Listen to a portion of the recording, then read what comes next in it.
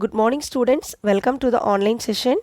Today we are going to discuss about class 10 social science history chapter 1, the rise of nationalism in Europe part 2. In part 1 we have discussed about the introduction part about the Fred Soriot and his paintings, what it was depicted, and next about the French Revolution and the idea of nation, then about Napoleon Bonaparte. Right, in this we are going to see the beginning of nationalism in Europe. Yes, how the nationalism began in Europe. Actually, if you see the map of Europe, you can see the separate countries in Europe continent, that is Italy, Germany, Switzerland. But during the mid 18th century, if you see the map of that 18th century, you cannot see these countries separately. Why? Because these countries, these nation states were not formed that time. They were divided into various kingdoms, duchies and canons, and it was ruled by some rulers, right? Kingdoms, it was ruled by some rulers. They have some autonomous territories also, so they have the autonomy, they had the autonomic power on that. For example, if we take our India as an example, while India was ruled by Mughal emperor, that time how it was, before that it was divided into kingdoms. After that also under the Mughal emperor, some of the territories have their autonomous power. Then the governor was actually ruled the autonomous territories. The same way here the territories were ruled by the rulers. But in Central and Eastern Europe, that was under absolute monarchies. If you take Central Europe and Eastern Europe, there the part was ruled by monarchical form of government. That was absolute monarchies were gone. And how these separated kingdoms and some of the territories were under absolute monarchies, how the people of this part, how they have brought nationalism in this. So for that, several factors led to the emergence of the idea of nationalism in the later 18th century. So here we are going to see some of the factors alone. So in that, the rise of middle class, liberalism, and the rise of a new conservatism after 1815 and its opposition by the people, these were the main factors that gave rise a new idea about the nationalism in this Europe. Let's see one by one. First, about the rise of the new middle class. So this is very important. After the rise of new middle class only, nationalism somewhat brought in this Europe continent. So here you must know about the section of people, those who are lived in this Europe.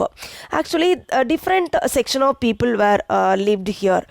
Here in this one is the aristocratic class. The aristocratic class, in the sense the upper class people, mainly it includes royal family, the clergy, noble. Already you know that about the three estates you have studied in France.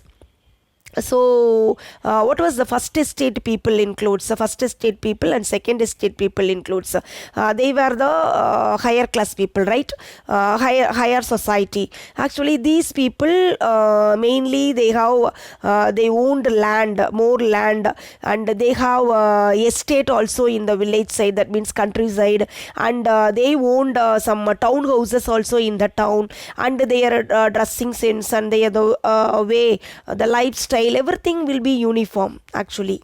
So everywhere, wherever they are living, this aristocratic class, wherever they are living in different region also, they are living in different regions, they were speaking some different languages, but their way of life will be common. So we can find these people in the lifestyle, regarding lifestyle, we can easily identify those people, these aristocratic class.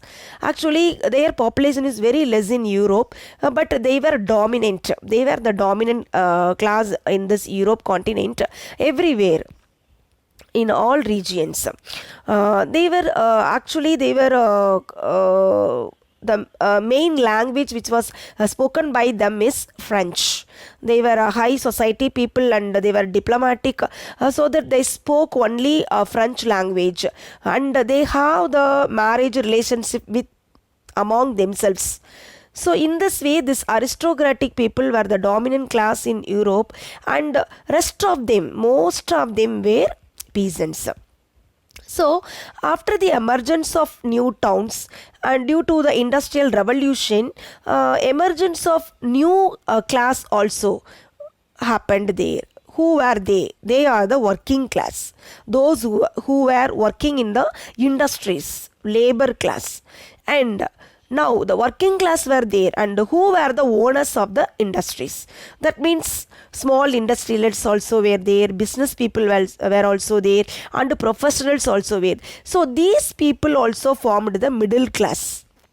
So we have seen aristocratic class, they were the upper class people, and the very lower class people also we have seen they were peasants, and most of the population comprises this peasants, and in between one class we have seen they were middle class people. Middle class people mostly comprised these small industrialists, business people and professionals. So mainly this new middle class people supported the abolition of aristocratic privileges. Already we have seen that aristocratic people enjoying a lot.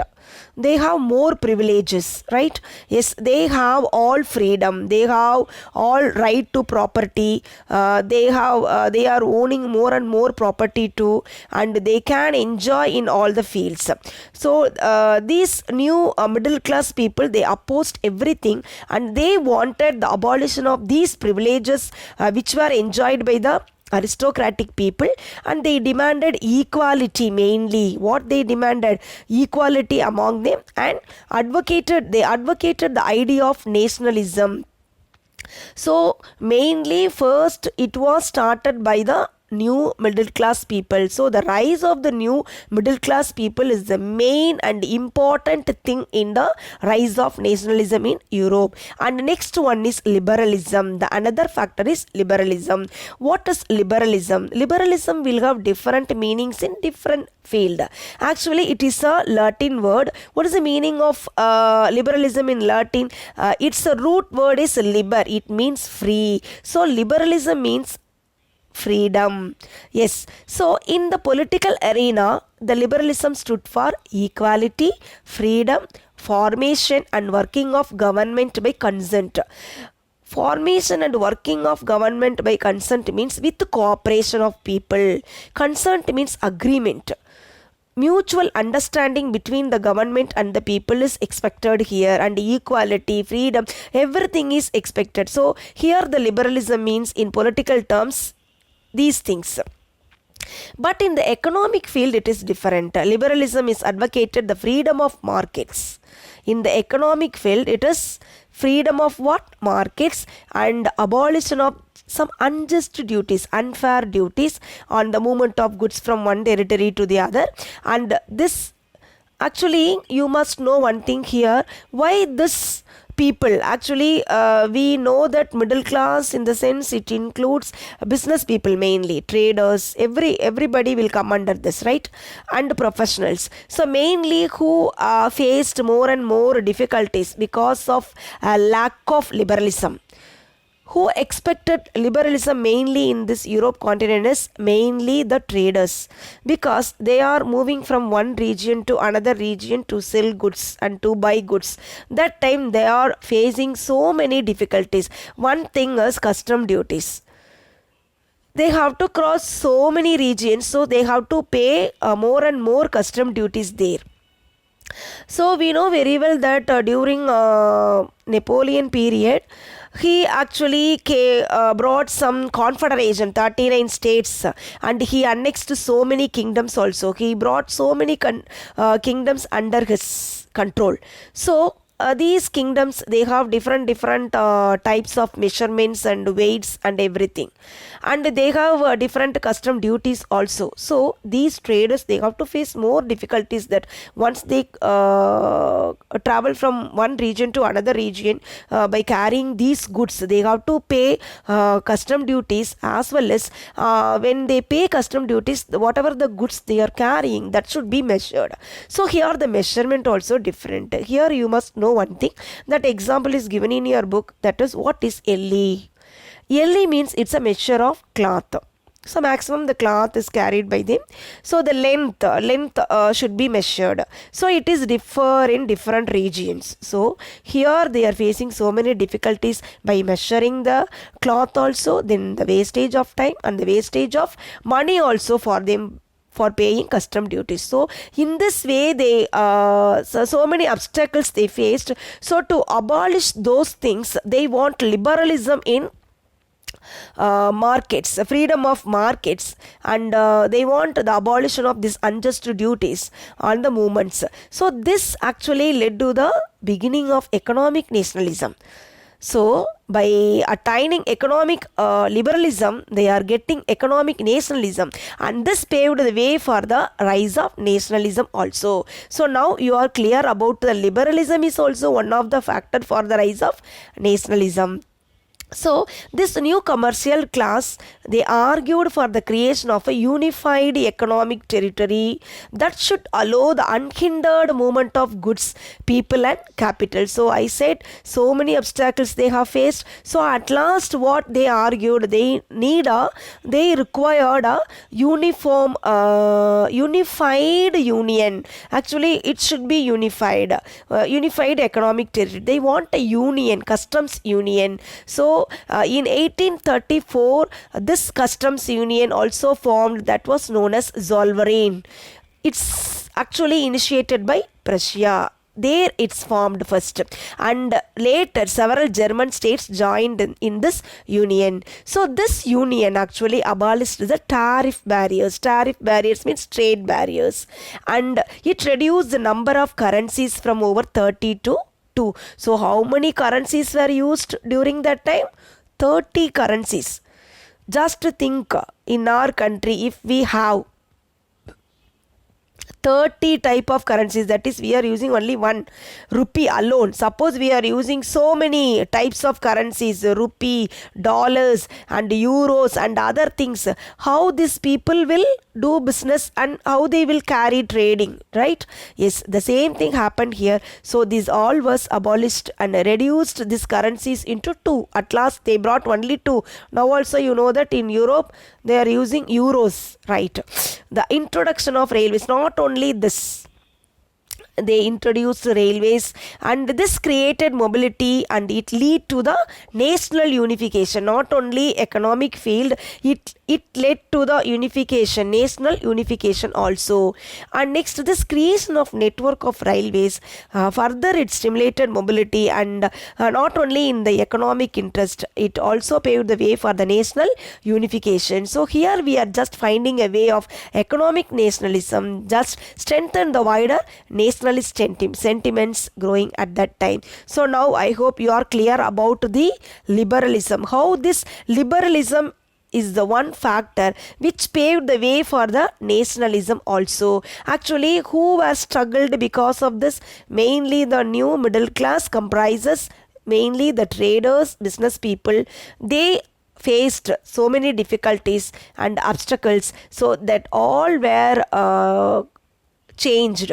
Actually, some of the resolution given for that, Zollverein was formed. What is Zollverein? It was a customs union, and what are the things it has done? It abolished tariff barriers, and it reduces the currencies, the number of currencies also into 2. And they have introduced a railway network also for easy transport of people as well as goods. So it paved the way for the unification.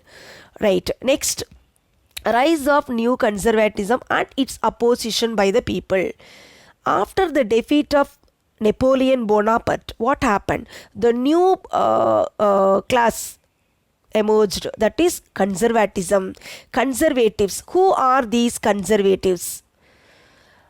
they were the people, they were the group of people, they always believed that the traditional institutions of state and society, such as monarchy, the church, and the social hierarchies, and property, and the family, that should be preserved for them.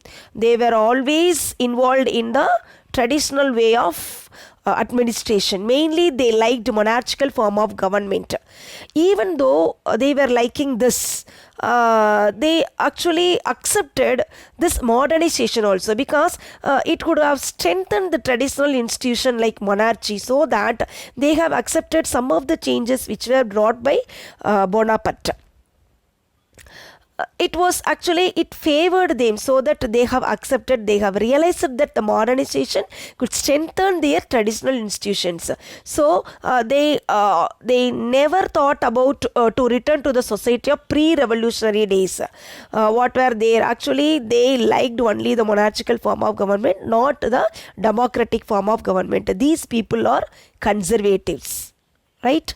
Yes. So these conservatives, after the defeat of Bonaparte, they formed a Congress. For the formation of Congress of Vienna, they formed a Congress in Vienna, held in 1815. Here, the countries which were defeated by Bonaparte, they all together they formed this Congress. Britain, Russia, Prussia, and Austria, they all participated, and they drew up settlement for Europe. So this Congress was hosted by Austrian Chancellor Duke Metternich. He was a conservative. So some of the results of this Congress of Vienna can be seen here.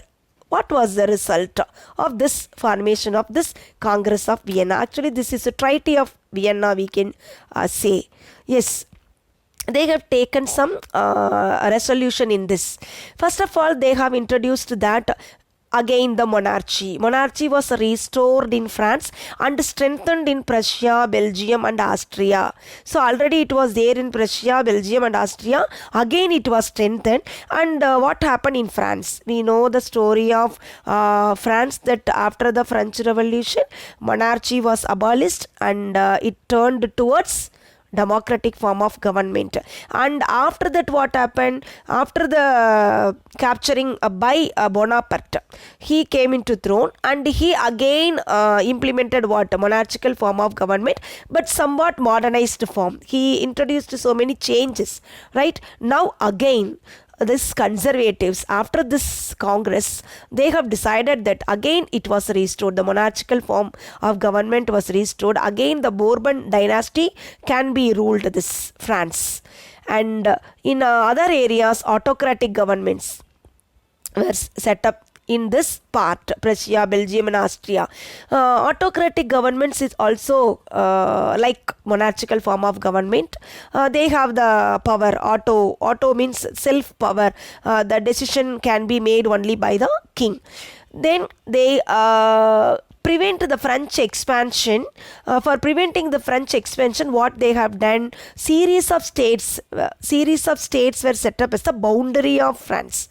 So to prevent the French expansion in future, further expansion, what they have done, they have set up boundaries with a series of states. So look at this picture, you can see the Congress of Vienna is going on here. How the people are sitting and listening. So this is the Congress. There they have discussed about the changes whatever they are going to bring. And these conservative regimes set up in 1815 after the defeat of Bonaparte, they were autocratic. They have the power to decide everything, and they never tolerate the dissent. That dissent means opposition by the people. So they imposed censorship on what? Press mainly. They imposed censorship on press because maximum ideas can be passed through newspapers, books, plays, and songs. So these ideas mainly reflected the ideas of liberty and freedom. So the professionals and the educated middle class people, they all started writing about the liberty and freedom through paper, newspaper, and other things. So they imposed censorship on this. this conservatives, and this conservative ideas mainly gave rise to a liberal nationalist and revolutionaries. So no longer they can't be quiet, right? So what happened, this middle class people, they rose like a liberal nationalist. They became a liberal nationalist and revolutionaries. You know very well about revolutionaries. We cannot forget our revolutionary leader Bhagat Singh. The same way here also in Europe also revolutionaries started to emerge. So these liberals, they strongly opposed this monarchical governments, and they advocated what, liberty and freedom again and again, and they wanted to create the nation states mainly. So this after 1815 what happened, many liberal nationalists, they went underground and established several secret societies. They cannot openly, they cannot do this. So without knowing the aristocratic people and autocratic government, underground societies, secret societies were formed, established by these people. So when we talk about the secret societies, we cannot forget the great personality Giuseppe Mazzini. He was an Italian, and he was born in Geneva in 1804, and he was very young. At the age of 24 even he was exiled. Right before that he founded two secret societies, and even though he was a member of a secret society called Carbonari, he subsequently founded two secret societies, Young Italy and another one is Young Europe. The two secret societies were founded by him, and the members of these societies were the young-minded, like-minded people of Poland, Switzerland and France. So here you are going to see about Giuseppe Mazzini. Well, he was an Italian. He played an important role in the unification of Italy. Later let's see about that. And he did not want Italy to remain patchwork of small states and kingdoms, France, Switzerland and Poland. Why he did not want Italy to remain patchwork? Because he believed that God had intended the nation states to be the natural units of mankind. He is a strong believer of that. One day Italy would become a nation.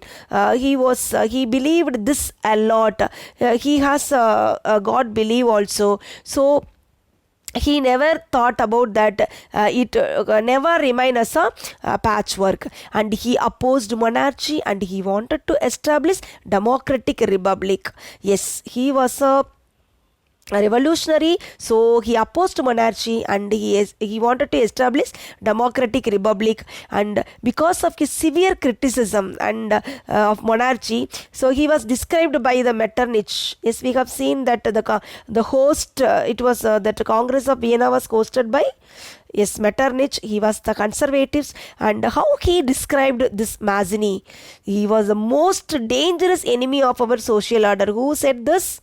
Metternich. Yes, here I am just going to wind up this session, and in this session we have discussed about the making of nationalism, beginning of nationalism in Europe. Under that we have discussed about the several factors which led to the making of nationalism.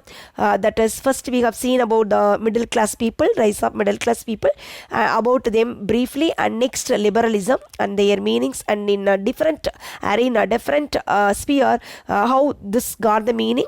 And here liberals, who are the liberals, and about the conservatives, and how they were opposed by the liberals and revolutionaries, and the great revolutionary leader Giuseppe Mazzini. Everything we have seen. Please students, listen this video carefully, and side by side you have to read the NCERT book page wise. So many examples also given and sources also given. You have to read and you have to answer for the questions given down, right? And you don't have any in-text questions in this history lessons, only book back questions. Please find answers for the book back questions, and each and every topic you have to frame 1 mark questions. So many terms also given here, some stories also given to explain the this nationalism story. So please read again and again